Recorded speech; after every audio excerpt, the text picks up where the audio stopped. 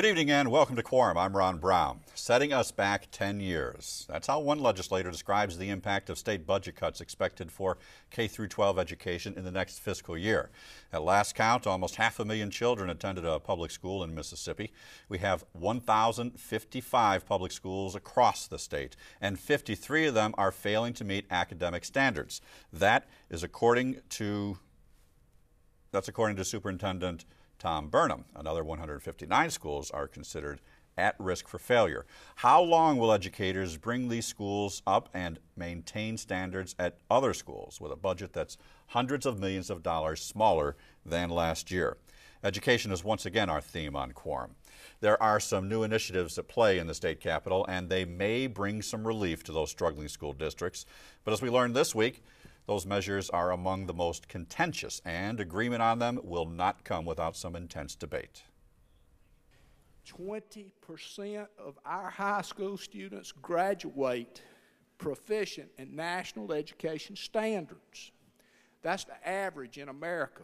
The average in America is 22nd in the world, in the industrialized world. It's time to try new things, different things. If they don't work, we're not any worse off than we were, but at least we're trying. Please adopt the amendment. Representative Herb Frierson did not get the support he was looking for on his rewrite of a charter school measure. Charter schools were an emotional subject among House lawmakers Tuesday. Some, like Frierson, supported the Senate's original bill to allow charter schools to operate in Mississippi. But Education Chairman Cecil Brown called the legal language in that bill too vague and unworkable. Brown wrote a strike-all amendment, tossing out the Senate's language and offering his own. It would allow parents themselves to order operational restructuring at a dozen public schools that are either failing or at risk of failing. Others in the House warned that either measure would simply force another unwanted layer of bureaucracy upon school districts. Any teacher sitting in the classroom will tell you that you don't achieve the goals that we are trying to achieve by every year changing and moving the target. Every year they have to face something else in relation to bureaucracy that they didn't have to face before. It's different from the New Start concept. The new school concept had to do with the school district, the State Board of Education coming in and taking the school away from a district. This is not the state board coming into your community. This is your community saying, my school is failing and I'm tired of it. Exactly what the gentleman from Kahoma talked about. I'm tired of it. You're failing my kids, you're failing our kids, and I'm their parent, and I want a better school. That's what this is about. I'm the taxpayer, I'm the parent, not the school board. My kids, my money, my kids, and I'm going to take my school back. That's what this is about. The House voted 88 to 30 in favor of Brown's innovative schools measure. It will likely be the subject of conference negotiations. Charter school is not a panacea by any means, but I think it is a way to help some of these districts, or a parent, so to speak, make a choice in how their children, if they're not getting what they need in their local school, to be able to go to another public institution as a charter, and there will be public schools, to get something for their children. The legislature faces a real struggle to give full funding to K-12 education in fiscal year 2011. Appropriations are still being worked out, but it appears the state will kick in less than $3.3 billion for public education. And that's at least $340 million less than requested by the Department of Education. The Senate raised eyebrows last week when it approved a bill that would allow some teacher furloughs and a 5-day cut to the school year. It headed to the House, where similar furlough measures have been rejected in the past. Talk about furloughs and layoffs across state services has brought angry reaction from many groups, including the Mississippi Alliance of State Employees. So either you just take the tough stand, raise the revenue, use stimulus money, use whatever money is available to deal the rainy day fund, a portion of that, to stabilize the economy or get us moving, and then deliver on those job creations that are promised during election time. I think this state could recover. There may not be much political will to raise taxes or fees at the state capitol. Senators considered a measure Tuesday that would have raised fees on limited liability companies from out of state.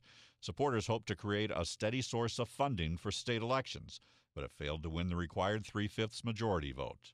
We learned of that measure from Lieutenant Governor Phil Bryant as we asked for his thoughts on the struggle to fund education. There are people who in this building who like to use education as a wedge issue.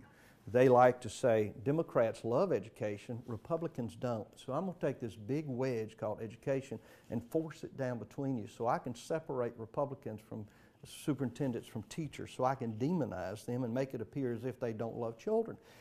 That's the worst thing that could happen to education. Okay, and we will get to our guests in just a moment, Sam Bounds, Kevin Gilbert, and Susan Womack. But right now we want to bring you into the conversation, so you can dial us on our toll-free phone number. It is 1-877-405-5247. If you have any questions for our guests, we'll put you on. That's 1-877-405-5247. And you can also join in on the discussion on Twitter. Just add the hashtag Quorum to your comment and follow us at twitter.com/MPB online. We want to begin this evening with your reactions to the state's budget crisis, everybody, and how do you believe it's going to affect education in Mississippi? We'll start with you, Dr. Bounds. Ron, it's critical. I've been involved in public education in Mississippi for over 35 years, and I've never seen it quite this bad. The economy, of course, is pulling that wagon. But K-12 has been cut $205 million since July 1. That's 8.8% of the budget out there, and it's caused some critical decisions to be made, and it's to a point now that we need to really be serious about how we can preserve the integrity of the classroom and the student learning situation we're in. But it's critical. It's the worst I've ever seen it, and talking to a bunch of superintendents, it's the worst they've ever seen. Okay, and Kevin Gilbert? Yes, and thank you for having me this evening. The ultimate losers in all this are going to be our children. We're already seeing across our districts that teachers are already being informed that they won't be here next year. Some superintendents have had to eliminate some bus routes. There's also been talks of not being able to refurbish any of their textbooks. All of that goes straight to our children. All of that goes straight to what they need to be successful and be able to compete nationally and globally. So this budget crisis is going to have a resounding effect on the education that's going to be provided for our children. Okay, Susan Womack, it sounds pretty dire. It's very dire, and it's going to impact children, as Kevin said, on a number of levels. But when I think about Mississippi's need for workforce training and the kind of people we need to be training and the kind of employees we need, when we think about programs like athletics and choir and band and these programs that build leadership skills in children, that build teamwork, that build all of the qualities that we want in a quality workforce, in the end, everybody's going to lose. Mm-hmm. There are a lot of people with a lot of questions and a lot of answers, or what they hope will be answers to this situation. What are some of your suggestions in how to fix the situation? How do we limp through for the next couple of years? Well, I think we all understand that we are in a dire economic crisis. The money that we have even had in the past is just not there, and Mississippi's not the only state struggling with this. It's all over the country. So it's a terrible situation, but I think we have to look creatively at K-12 education and make some really hard choices. If we really value education, if we really value our children, if we really value workforce training, then we have to invest in that, and that may mean increasing the pie. It may mean, borrowing money from rainy day funds. That's come up, and that's a big controversial topic. But I think we have to look, both short term and long term, and try to get creative about Kevin what we Gilbert, can do. Do you agree with that? I do, and I will say this, that first of all, in the education community, we understood that this was going to be tough and that we were going to have to take our share. But there has to come a point in time when we have to decide that when is our future going to be at stake if we continue down the road that we're continuing. We need a balanced approach. I think one of the solutions, we need people to sit down. Let's come up with a balanced approach to solve this problem. Not just looking at spending, but let's look at revenues. Let's everyone sit down together, put party politics aside, bring people to the table, and let's see what we can do to make sure we can maintain a quality education system for our children. Mm-hmm. Dr. Bounds, nobody has the answer, but do you have any suggestions or four answers? Basically, I agree with Susan. It's time that we have creative, out-of-the-box thinking. The future of the state of Mississippi sits in our classrooms every day. 91% of every school-age child in the state of Mississippi attend public schools. If this state has a future, we need to be educating it now.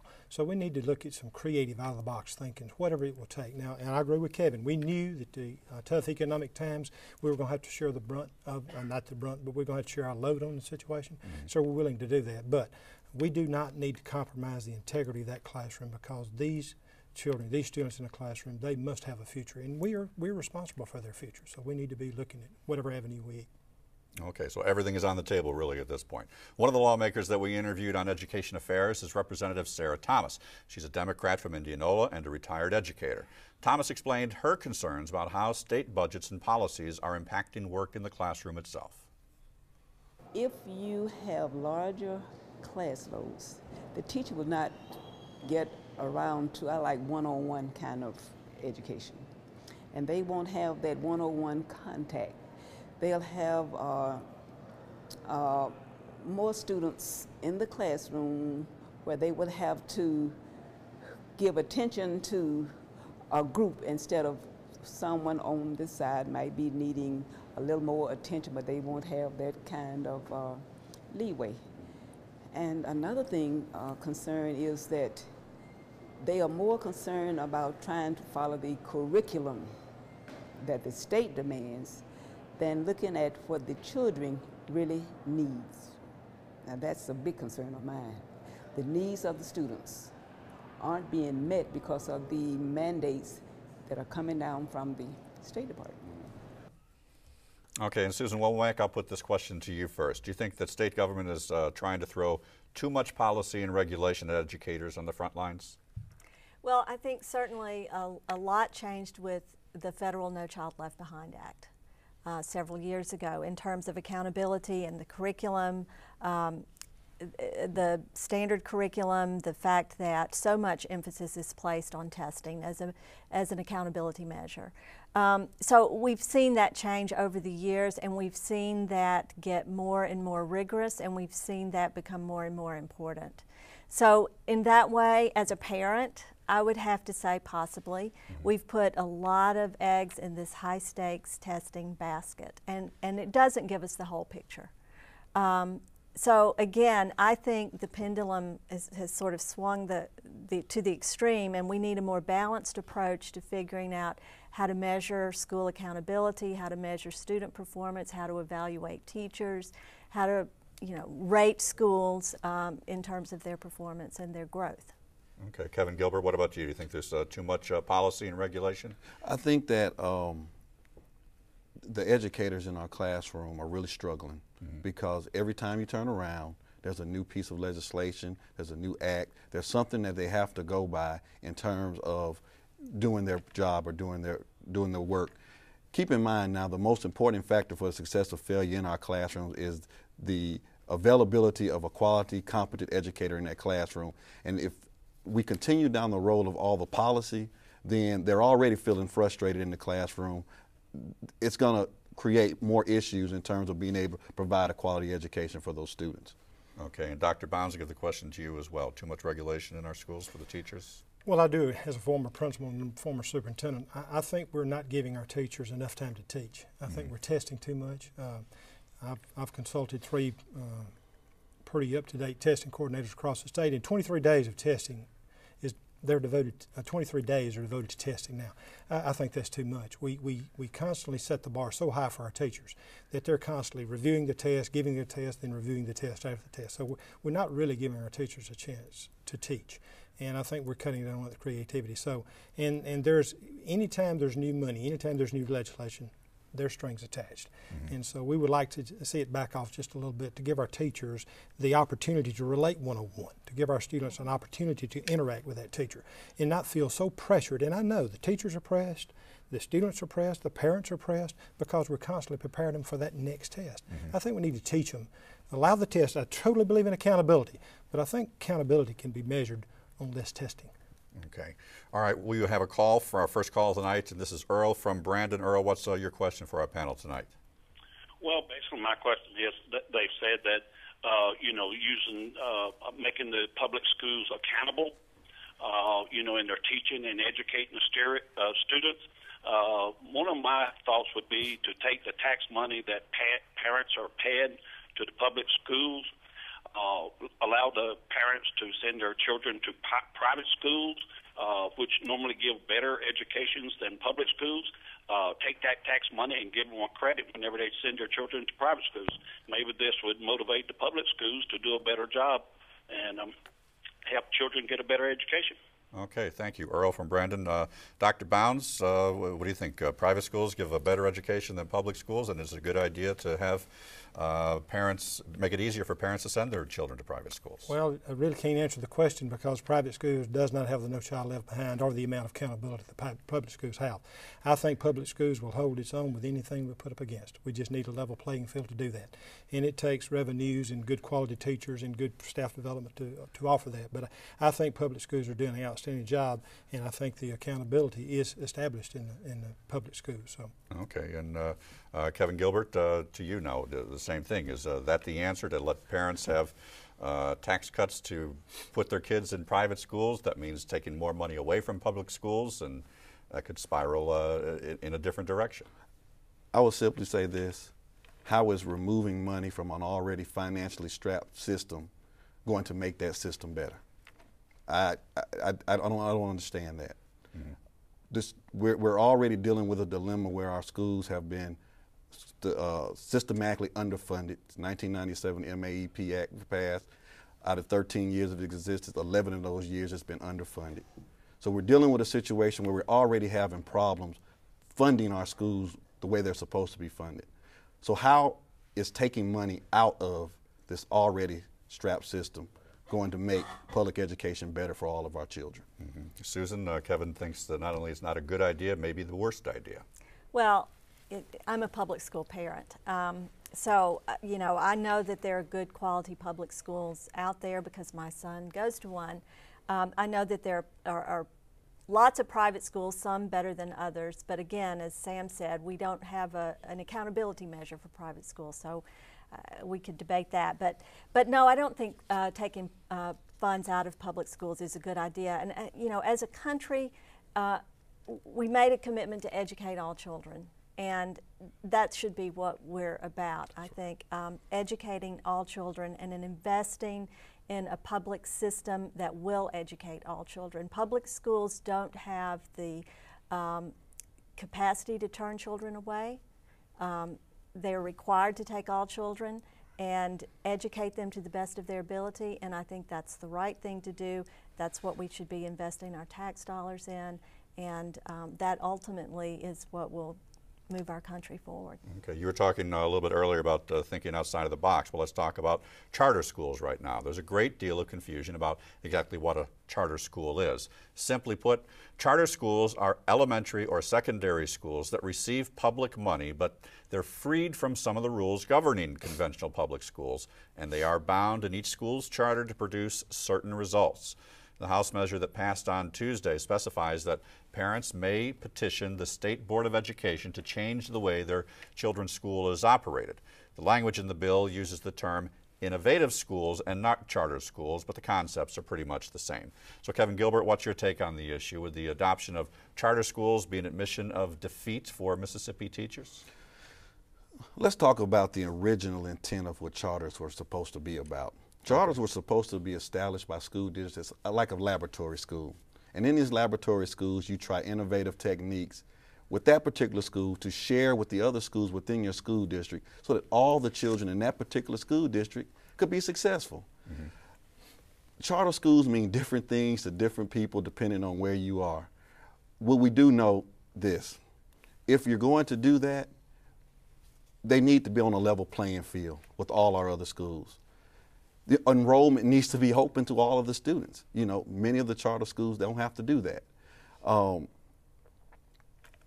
What we simply say is this: anything that's going to diminish any efforts to make the quality of education better, we cannot support. So all I know is that we're looking at all of these things and making sure the ultimate goal is we want to make sure what's passed is going to be best for the children across this state. Mm-hmm. But if it's accepted in the legislature, do you see that as a defeat for teachers in Mississippi? there's some concern in now that, again, I'm going back to this whole notion that our public school system traditionally and systematically being underfunded. We have a private school system in this state. I just don't understand how, I can't see us being able to maintain a charter school system within the mix of all of this. Okay. Well, charter schools would use public money but operate independently from school districts. So I guess, Susan Womack, how do you feel about charter schools? Do you think that that's the right track? Is that the innovative thinking that you were thinking about? Well, I suppose it could be, but you know, we know what works in strong schools. There are some, again, if you look at the research around the country, there are strong charter schools, there are really bad charter schools out there. And so we know what works in schools, whether they're charter schools or traditional public schools. We know that we have to have strong leadership at the administrative level. We have to have strong quality teachers. We have to have the financial resources, and we have to have the curriculum and support services for students to help them to be successful. And if we have those four critical components in any school, whether it's traditional or charter, that school is going to be successful. So I think what we ought to be about the business of making sure that those critical components are met in all of our schools. Charter schools might be an alternative in some situations, but we can't assume that just because we pass a charter school law in Mississippi, that's going to fix our problems. In fact, it could create more. Okay, well, those in favor of charter schools say they remove, quote, the shackles of bureaucracy, and they allow teachers and administrators to use their imagination and innovation to reach students. Do you agree, Dr. Bounce? I go back to the people who visited successful charter schools, and I agree with Susan. You know, the verdict is still out on successful charter schools because there's no research that says a charter school does better academically than a public school, that it costs less to run than a public schools. But basically, any entity that's allowed to come in and do an open enrollment so they can pick and choose their students to establish a money-making situation, I'm opposed to, because I think every child, no matter where that child is born and raised, no matter what handicapping that child may have, that child deserves the same quality education as any other student in that classroom. And I don't think that we need to be able to pick and choose and say this child is worthy and this child is not, because in public education we educate everyone that walks in that door. And I think that's a shining light for our public schools, because we don't discern, we don't discriminate. We take every child and we move them forward. So the open enrollment charter, where they can actually, I believe the word is skim off the top, take the quality kids, because also in a charter, you know, they have the auspices of if that child's not working out, send them back to the public schools. Right.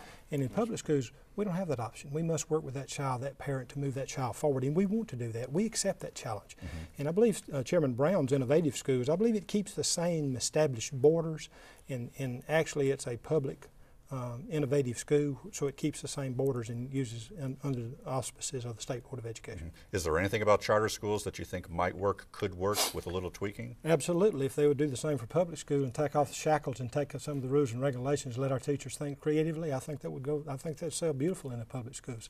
So the charter has that advantage. We're asking, give that to us. Mm-hmm. You know, if you think that works, give it to us. Give us that 3 years that a charter asks for. The charter asks for 3 to 5 years to be successful. Take the rules and regulations. Take the shackles off. Let us good quality teachers. And I agree, a good, strong principal with an outstanding educator standing in that front of the classroom that's properly supplied with it, they're going to be successful. And if you take some of those, I won't say burdens, but some of those restrictions off our teachers, I guarantee you we'll be successful. Okay, thank you, sir. And we have a call from Brian from Wayne County. What's your question for the panel tonight? Well, I don't have a question as much as I do come in, and I have more than one. I could probably take up the rest of your show. But okay, well, leave a little for us, okay, Brian? Hey, We'd appreciate a question, though. I'll do my best. Thank you, sir. You all say $3 billion like it's nothing. I mean, you don't bat an eye. That's if I do my math correctly, that's approximately $6,000 per student. How does that stack up with private schools? What do private schools spend? And if you take that money that the taxpayers are paying for one student, if you take that $6,000, send it to where the kids go to school, you've just taken what you're getting for that one student. So you're not changing what you're spending per student because you're less a student. Another thing is discipline. It's missing. It's gone. Another one is you know, we talk about education. How much do teachers make in comparison to coaches? Okay. And I'll hang up now. All right, Brian. Well, thank you very much. So you've given us 3 questions to ponder here.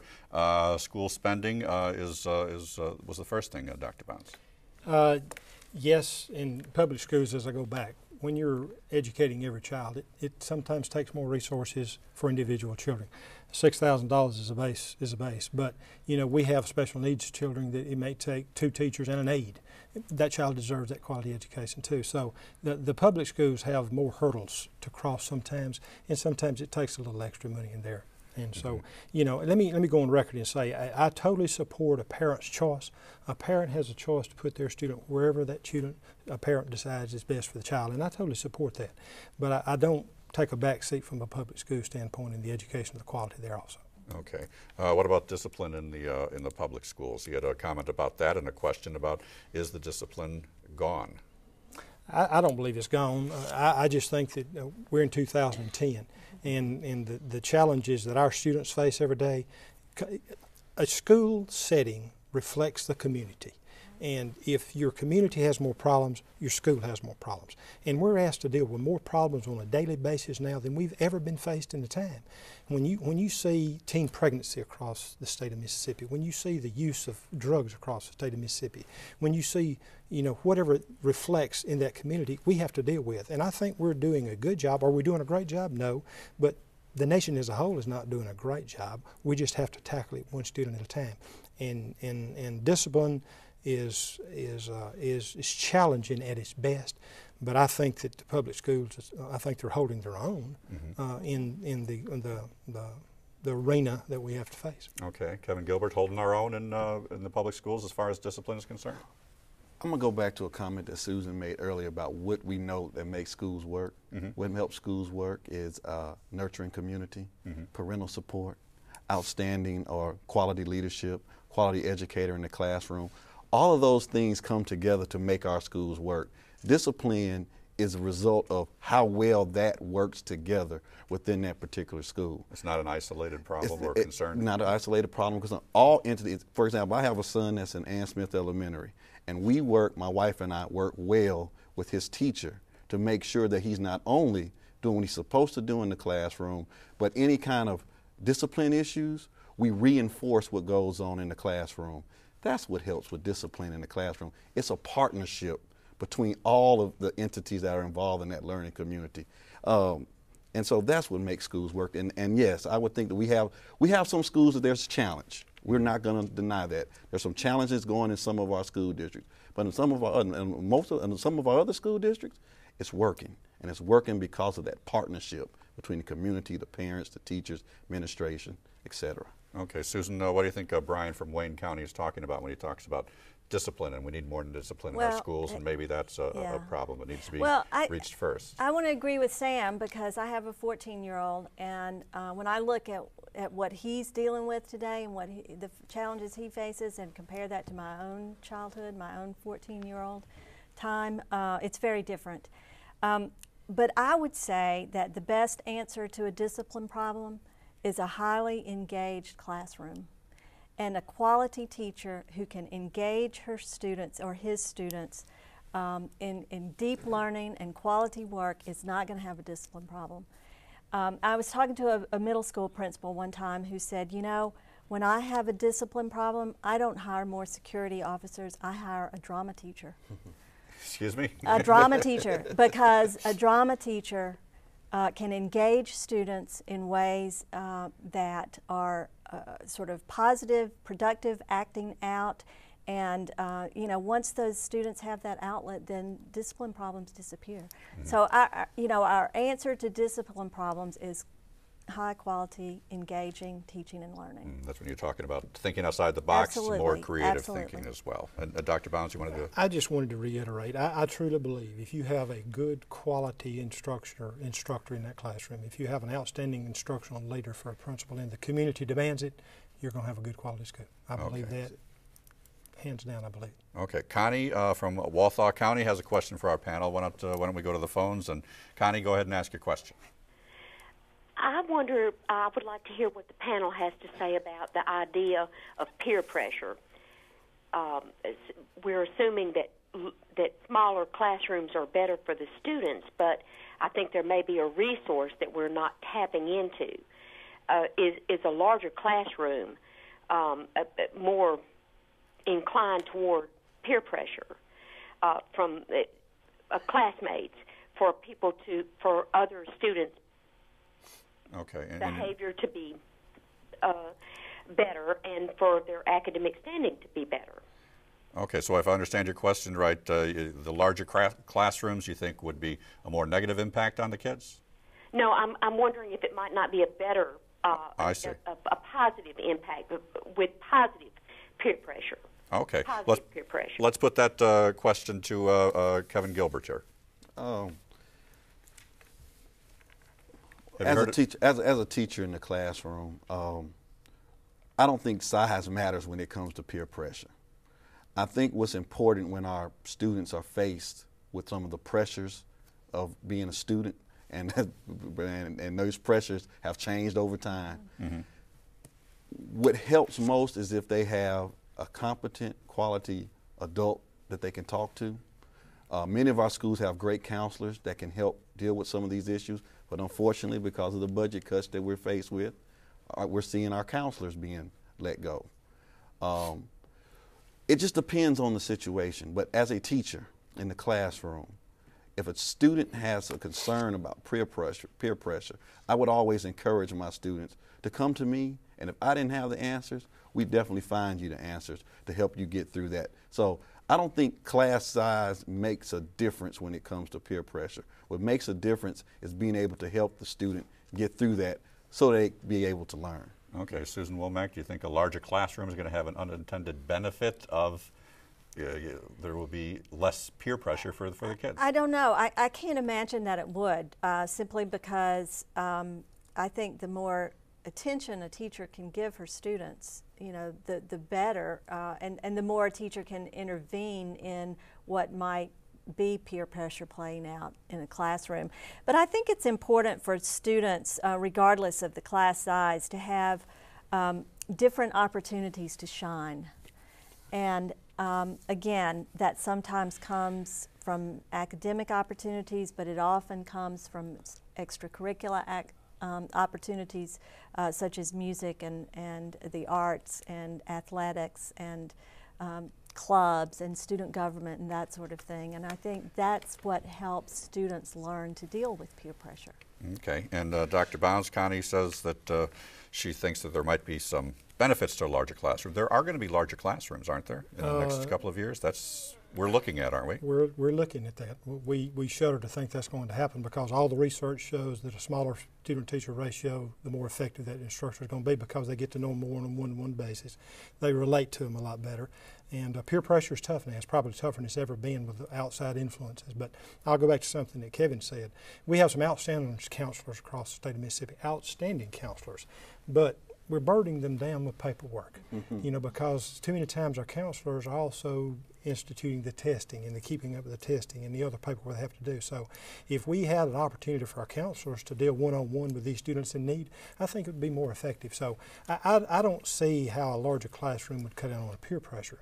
I think the smaller classroom for instruction is better, but I do agree if we could allow these support people. And let me also say, I think student involvement is extremely crucial, and if we can offer the amount of extracurricular activities to get these students involved, the speech, the debate, the band, the athletics, and many, many other things, it would give these kids a built-in resource, a built-in community that they can relate with. So I think extracurricular, and I shudder to think what's going to happen when we start cutting out extracurriculars because we need to be educating the whole child. Yeah, I was just going to say that when you're talking about extracurricular, you're talking about money. So, yes, and that's what we're all talking about, and that's why there's all this concern. There is one education issue that may not move very far during this session, but there are major implications in the long term, and we're talking about school district consolidation. The Governor's Commission on Educational Structure met for the third time this week. They're gathering data and ideas as they consider whether to shrink the number of school districts in Mississippi's 82 counties from the current number, 152. The commission consists of legislators, educators, and concerned citizens. Their final report on district consolidation isn't expected until April 1st. The commissioners insist that no decisions have been made just yet, but they are beginning to get their hands on some important numbers. Researchers working for the commission are looking at 66 school districts with relatively low enrollment. They filtered that number with two additional factors: high administrative spending and poor student performance. 14 school districts are subject to all three criteria. Now, to clarify, these are not final numbers from the commission, and even without the commission's recommendations, Senate Education Chairman Vidette Carmichael says there's already a mechanism in place for consolidating at least a few underperforming districts. I think the Children's First Act we passed, which when school districts fall under conservatorship, first of all, it does away with the superintendent and the local boards. Geographically speaking, if you have some of those districts close together, it's real conceivable to me that those would be easy consolidation efforts that could take place, because if they're in a conservatorship through the state and they're in our emergency school district, so to speak, the state doesn't need to run them. Local people do. But we've got to be able to provide those children in those districts the same quality. So those to me would be easy consolidation issues that would take care of themselves and requires no further anything through the legislature. And again, I'm real slow and I'm back off a little bit on home rule. I want them to have home rule. But if they're not ruling good at home, that's when we need to take over. Okay, Dr. Bounds, many argue that 152 districts are too many. That's nothing new to you. You've heard that before. And they also argue that we can save a lot of money in administrative costs by consolidating. But I guess the real question is, will it save enough money to justify the consolidation? We don't see it, Ron. Basically, the state allocates money on a per pupil basis, and unless we send 40,000 of our kids outside the state of Mississippi, we're still going to have the same number of kids to educate. Administrative costs is a local concern. I don't see a great deal of savings in consolidation. I don't see a great deal of academic achievement in districts for consolidations. In some districts, I heard Dr. Price in Vicksburg say that it took up to 15 years for the Vicksburg Warren to settle down after consolidation. So, you know, I do understand a failing district. If a district is failing and they've been failing for a number of years, then they need some help. But on the other hand, Ron, if you move into a district that's failing, you're going to have to consolidate that district with another district, and there has to be some mechanism for another district to consolidate with a failing district. So there's a lot. The devil is in the details, and I don't see the savings on consolidation because of a per pupil cost, and I really don't see the academic outcomes immediately. Okay, well, as I understand it, the consolidation is that you would be getting rid of some administrators and some administrative salaries because there may be some redundancy there, that some administrators are doing the same task. 3 administrators are doing the task that maybe 1 administrator can do. And so there will be some savings, but is there enough to? Well, that savings we're already looking at. Senator Carmichael and Dr. Burnham and myself, we're already looking at consolidating purchasing. You know, a lot of money can be saved in consolidating purchases. So we're looking at dealing with our superintendents to consolidate some purchasing through regional service centers.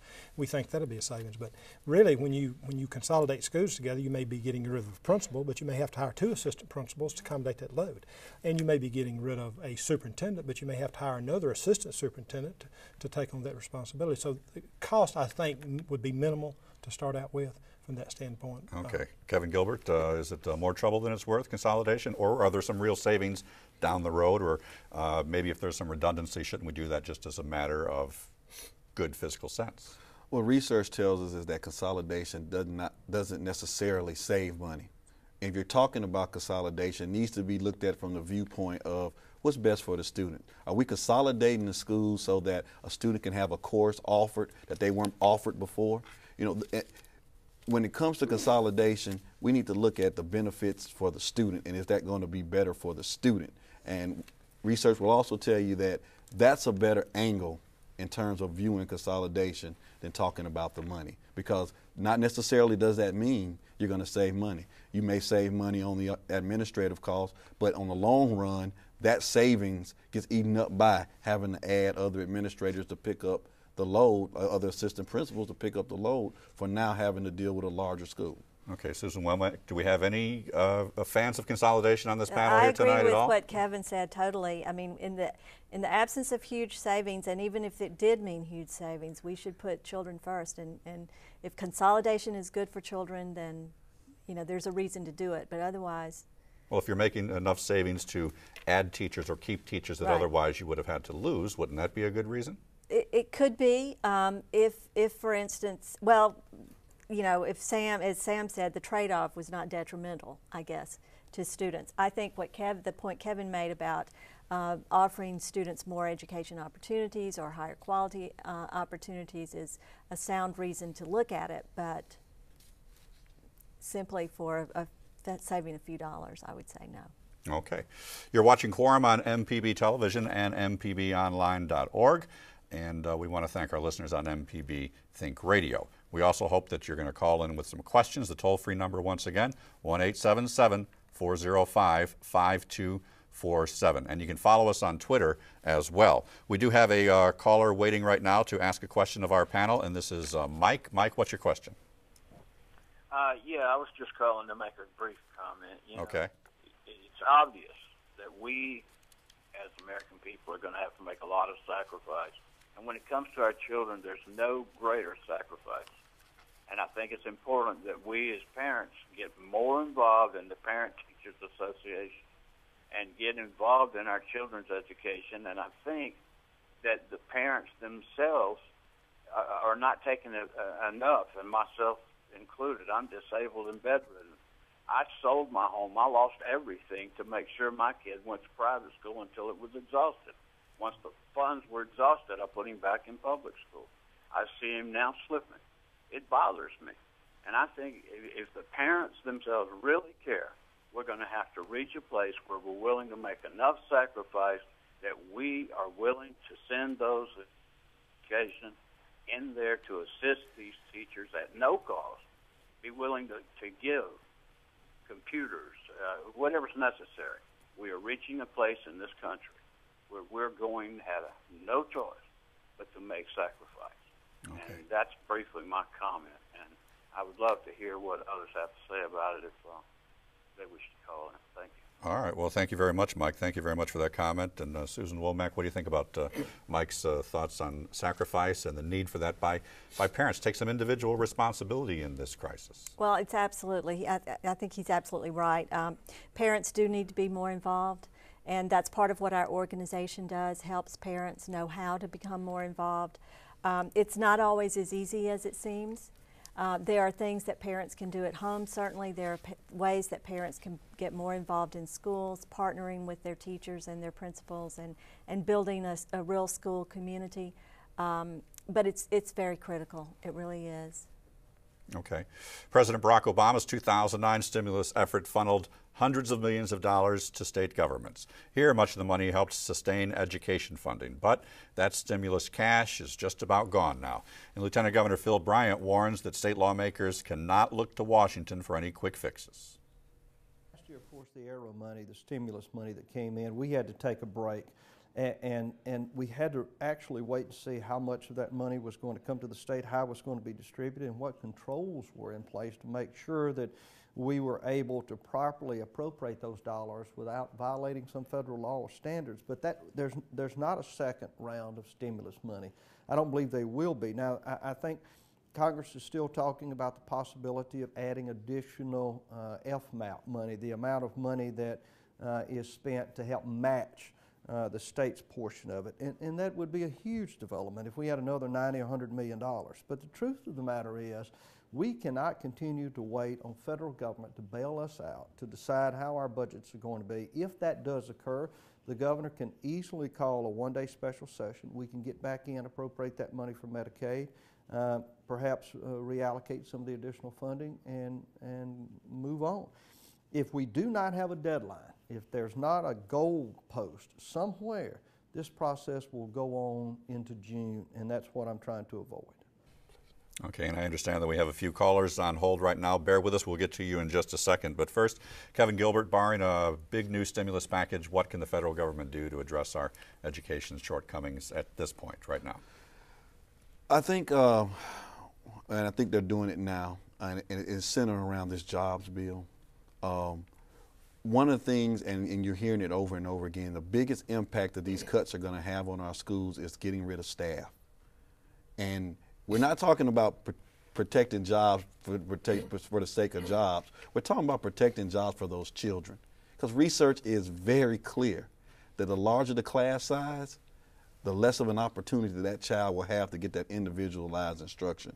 So as of right now, we understand that in D.C. they're working on a jobs bill. As much of that jobs bill that can come through that can provide some assistance to our school districts to help shore up some of these instructional staff cuts that they're having to make, that will go a long way in helping our children. Okay. Well, let me tell you this, that we got from the AP tonight, that the Mississippi Department of Employment Security was in jeopardy after a bill reauthorizing the agency died under a deadline Wednesday amid a fight to force Governor Haley Barbour to accept $56 million in stimulus funding there. So stimulus funding is never a done deal. It's never a given when we're talking about it, but I get your point. We have a call from Woodville. This is Lee, who has a question for our panel. Go right ahead. First of all, I'd like to say good evening to the moderator, to Ms. Womack, Dr. Bounds, and Mr. Gilbert. Would like to say that Governor Barbour, along with the House and the Senate that makes up our legislature and the Lieutenant Governor, we must respect that their hands are full with the economic instability in the international and the national, along with Mississippi. They have some tough decisions to make. All right, first, my question would be to Mr. Gilbert and to Mr. Bounds specifically, is if they were to have the charter schools for low-performing school districts in Mississippi, would this be just an incubator for other states? As we know, what happens is from Boise to Burbank, from Boston to Minnesota to Miami, if you go out, there are people from Mississippi, our youngest and our brightest, along with our educators too. They have left Mississippi.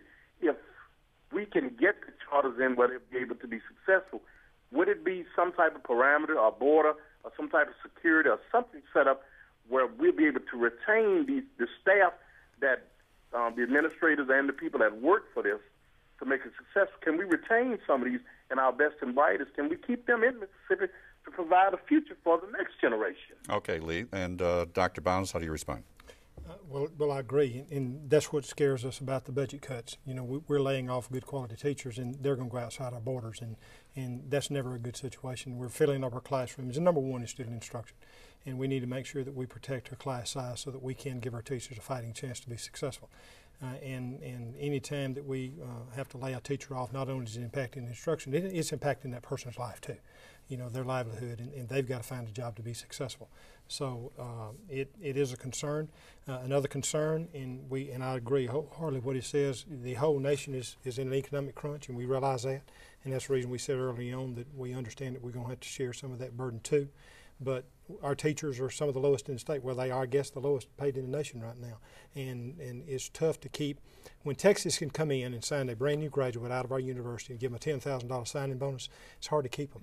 You can't compete with that. Can't compete with that. And it's hard to keep our brightest, like he said, it's hard to keep our brightest here and promise them something that we can't deliver. And that's an attraction problem. Kevin, Lee wanted to hear from you as well. In terms of low-performing schools, we do realize that those schools are in need of something. And charter schools may be an answer, but it may not be. It's not the only answer. I don't know if that's going to – you can't really say charter schools is going to be the silver bullet that's going to save the low-performing schools. So we do realize that our low-performing schools need something to make them performing. Go to what you're talking about in terms of keeping our best and brightest in the state. You know, we had a 5-year teacher pay plan that ended in like 04, 05, somewhere around there, that moved us from basically last in teacher salary up till about 43. Well, the last several years we haven't received a raise, and now we've dropped back to 49, as well as dropped back to last in the Southeastern average. You know, again, I go back to saying the success or failure of our students is dependent on having quality instructors within those classrooms, and the message is not being sent properly, and we do risk our teachers moving across the border. Our northern border, for example, the governor in Tennessee, he's already announced no cuts to education, plus a 3% increase for teacher pay, and they're having just as much difficulty in terms of this economy as we are. Okay. We want to fit another call or two in here, and this is Brandon from Madison who has a question for our panel. What's your question tonight? Yes, just real briefly. Thank you so much. I know your hearts are in the right places, and I really trust your leadership and a lot of things that you're saying tonight. I just wanted to say I was an alternate route teacher. I did the REACH program before, later continuing with my own education, which was, you know, a good incentive to teach, and I'd like to think I did a pretty good job too where I was. But what are your feelings on performance bonuses for teachers, you know, whether or not assigned by principal or whomever, that do a good job in the district? Okay, Dr. Bounds or Kevin Gilbert? Performance bonuses? Oh, performance bonuses. What we're saying is this in terms of performance-based pay. If any type of plan like that does not need to be tied into test scores. But we're also saying is before you can even talk about any type of performance bonuses, we need to do something with our base salary. We need to get our salary up to where it'll be appealing to people to come into the profession. Research says about $40,000 starting salary is something that a kid coming out of college would say, hey, I'm going to take a crack at teaching. I can make $40,000. If we get that base right first, then we can start looking at some other things.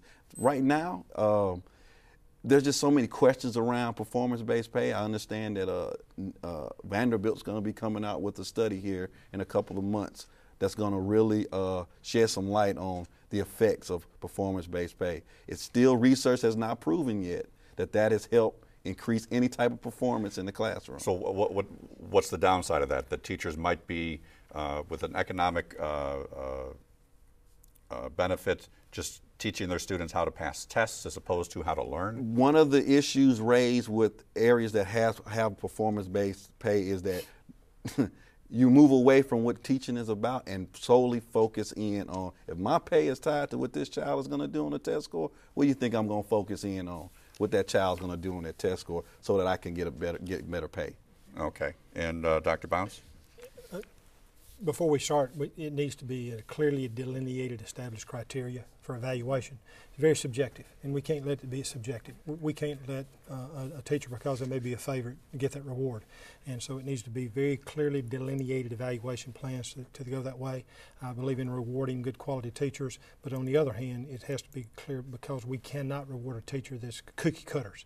And we need to get away from that. We need to be educating the whole child, and we just can't base everything on a test score, because there's a lot more in this world other than that, and we need to be educating the whole child. So I'm concerned about performance-based because of that, because it can be so narrow focused and it can be so subjective that it concerns me. Okay, and we have time for maybe just one more question, and we can't leave out the health factor in education. The latest data confirms that Mississippi's children are badly in need of more exercise and better diets. How are health concerns impacting education, and what can be done to address those concerns? Well, I think some things are being done. We know that we passed in the legislature last year the rule that students do have to get a certain number of exercise per week. There are some movements in a lot of schools to have healthier lunch, renovating cafeterias, doing away with fried foods, having healthier snacks and those kinds of things. So I think we're moving in the right direction. Again, I think we just have to continue along those paths and do even more. And if we're focused on cutting budgets, that will certainly impact our health initiatives. Kevin Gilbert, what can we do more? Again, everything goes back to funding. I mean, we passed laws to have our teachers and our educators focus in on obesity and helping children, but now we're faced with situations where some of those teachers, health teachers, PE teachers, people who are designed to help do that will be cut. Cafeteria workers, a lot less focusing on, how to make those meals healthier, and more so in how am I going to have a staff enough to feed all of these children at the school. So we agree with focusing in on helping our children with the health issue, but again, this funding issue makes that even that much more difficult for schools to do. Okay, we have just a minute, Dr. Bounds, but is this a question of parental issue as well? I was just going to say I believe in the individual education plan of every child, but I need to be a collaborative effort with parent, counselor, teacher, and student to make sure that you've prepared that entire child, not only from a health standpoint, an academic standpoint, extracurricular activity, so we are educating the whole child. It takes more staff. But I truly believe in an individual education plan for every child, which can encompass all of that, eating habits, exercise, and everything else. Okay, and I guess our final question is, if there was one thing that you could do If you could wave a wand, what would it do right now to, other than just more money? That's a huge question. Okay. We don't have a magic wand, so I guess it doesn't. But the whole child is really important, and that's really is. My magic wand would be the whole child. Okay, and Kevin Gilbert? Whatever we do, let's keep that child first in whatever we do. Okay. And make our children a priority. All right, we'll have to let that be the last word. I thank you very much. That's all the time we have for tonight. I thank our guests, obviously, and we also want to thank you for joining the discussion tonight. We'll soon have this edition of Quorum available for viewing online at mpbonline.org. Quorum returns next Wednesday at 7 o'clock with more coverage of Legislature 2010. I'm Ron Brown. I hope you have a good night.